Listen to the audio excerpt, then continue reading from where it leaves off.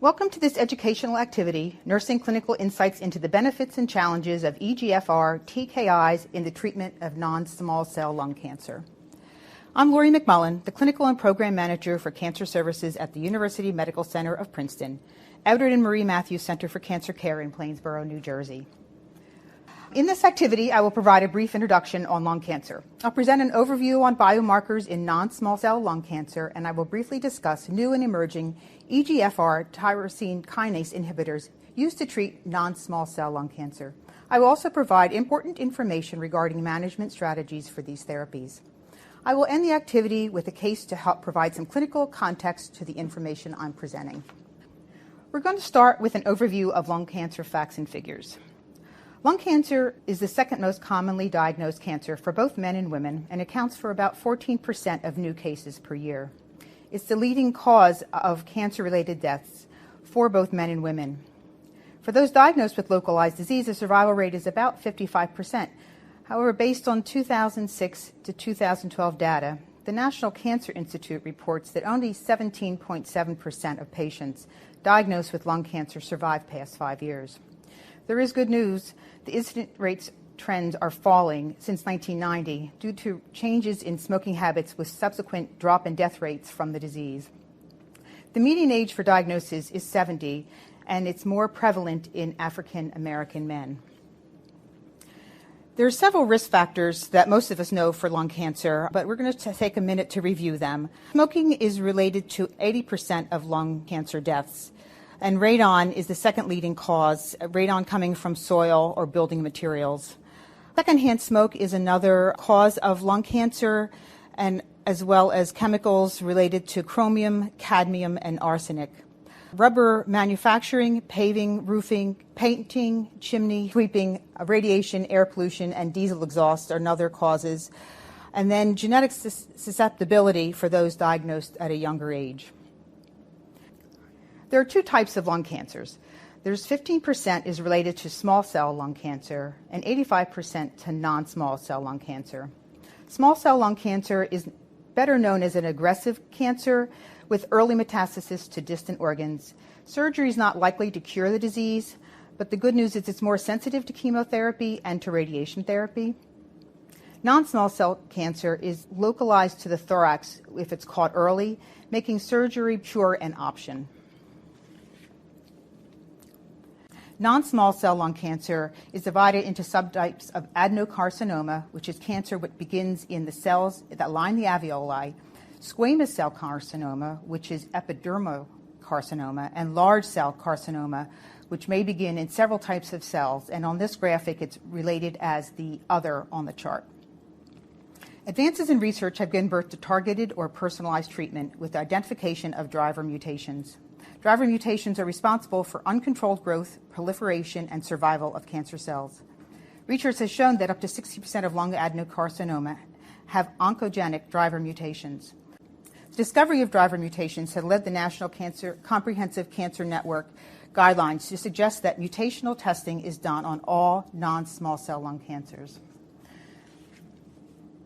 On the next two slides, there's a list of 15 known mutations found in non-small cell lung cancer. EGFR and KRAS are the two most frequently seen mutations in non-small cell lung cancer.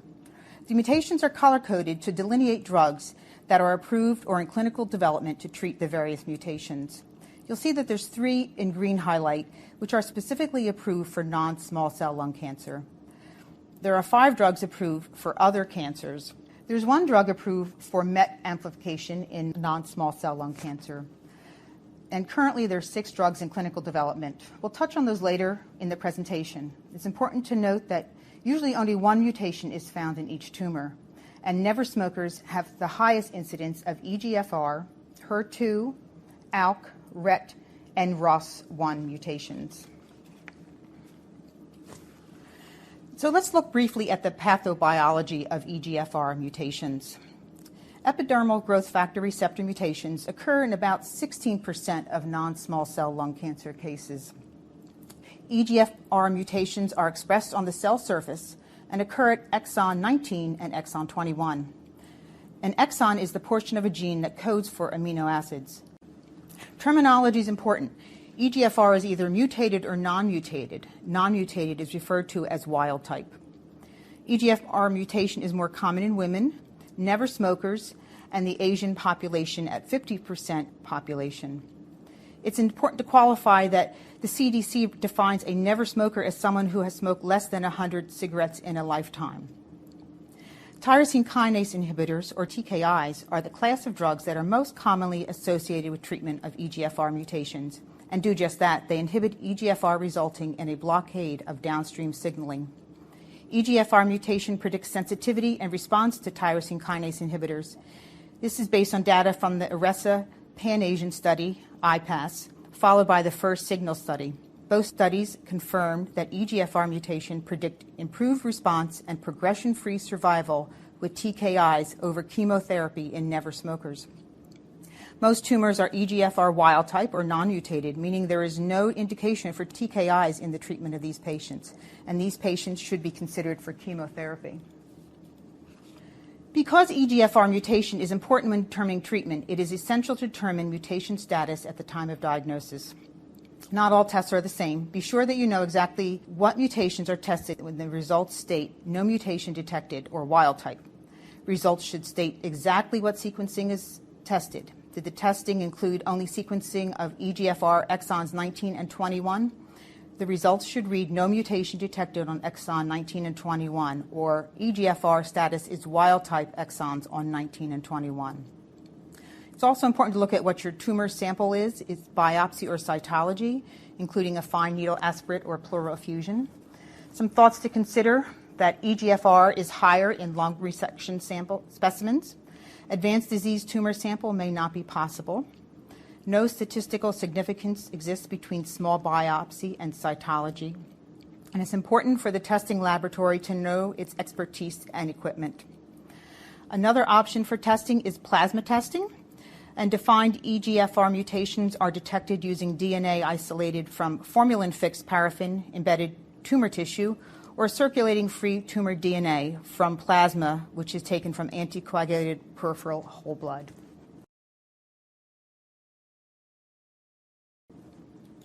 Erlotinib, gefitinib, and afatinib are all approved as first-line therapy in metastatic non-small cell lung tumors with EGFR exon 19 deletions or exon 21, and that's L858R substitutions in mutations detected by an FDA-approved test. And it's important to note that the safety and efficacy have not been evaluated in tumors with EGFR mutations other than exon 19 and deletion or exon 21 substitution. These statistics represent progression-free survival compared to a platinum-based chemotherapy. Additional indications for erlotinib are for maintenance and in advanced non-small cell lung cancer after 4 cycles of platinum-based first-line chemotherapy, and a second or third-line therapy in advanced non-small cell lung cancer. Erlotinib is not recommended for use in combination with platinum-based chemotherapy. Afatinib is also indicated in metastatic squamous non-small cell lung cancer progressing after a platinum-based chemotherapy. Disease progression in non-small cell lung cancer is not unexpected. In patients with EGFR mutations treated with TKIs, 2 types of resistance have been identified.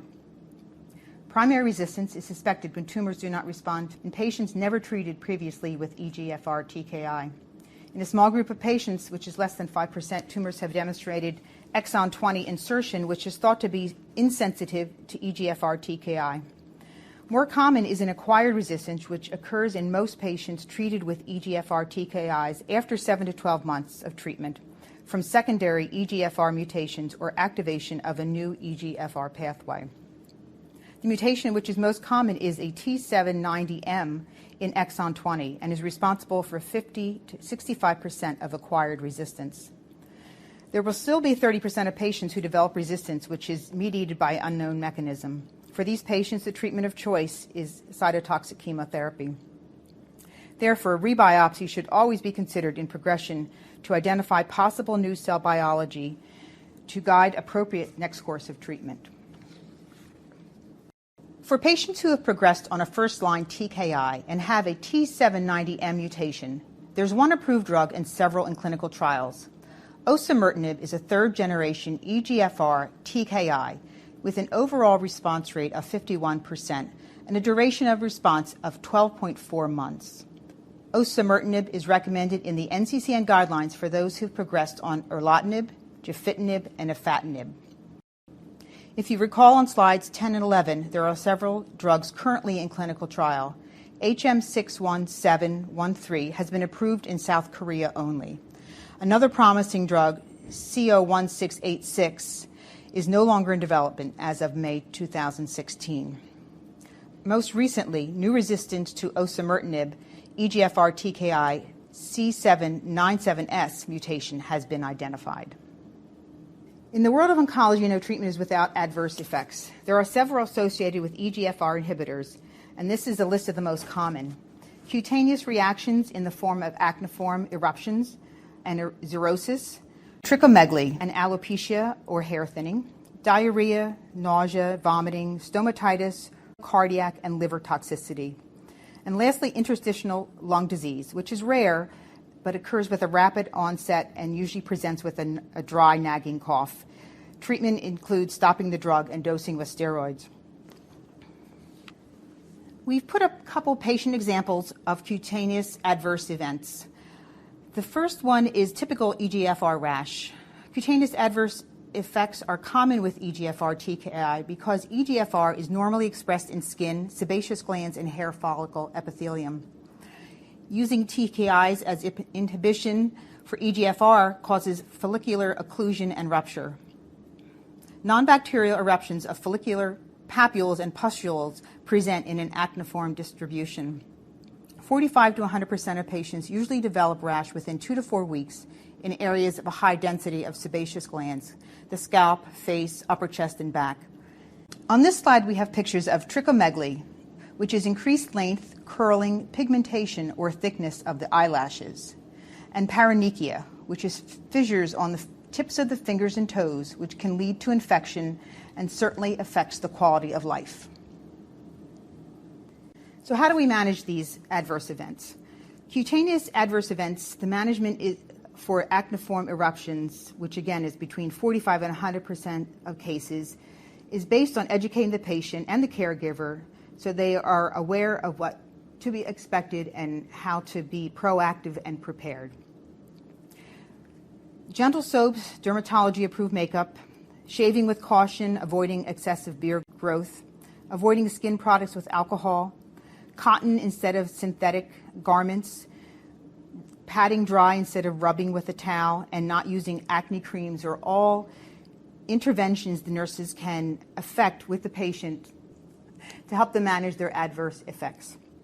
Both the Multinational Association of Supportive Care in Cancer and the NCCN have recommended for prevention and management of EGFR topical hydrocortisone and systemic doxycycline for weeks 1 to 6. For paronychia, which can lead to infection because of the sores on the ends of the fingers, warm soaps, topical antifungals, gloves, and avoiding pressure on the toes are a good way to avoid problems. And for trichomegaly, which is there's a risk for corneal abrasion because of the length of the eyelashes. Nothing should be done unless there's a problem, and then the ophthalmologist should be consulted if indicated. Managing adverse effects of diarrhea for patients taking EGFR TKIs involves same treatment as diarrhea induced by chemotherapy. 15 to 95% of patients experience diarrhea, which occurs usually within the first 4 weeks of treatment, but with afatinib, the first 7 days is to be expected. You should always rule out C. diff infection, monitor for fluid and electrolyte imbalance, make sure the patient has a daily fluid intake of 3 to 4 liters, and fluids should contain salt and sugar. For diet modifications, a BRAT diet is suggested, and antidiarrheals in the form of loperamide are suggested.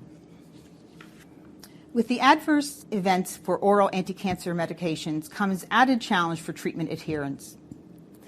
Adherence rates in oral anti-cancer medications often are less than 80%. 10% of patients do not refill oral anti-cancer medication prescriptions, and half do not take oral agents as prescribed. The best way to intervene with patients starting an oral anti-cancer medication is to have a good patient assessment. Can the patient obtain and administer the regimen? It's more than just sending the patient home with a prescription.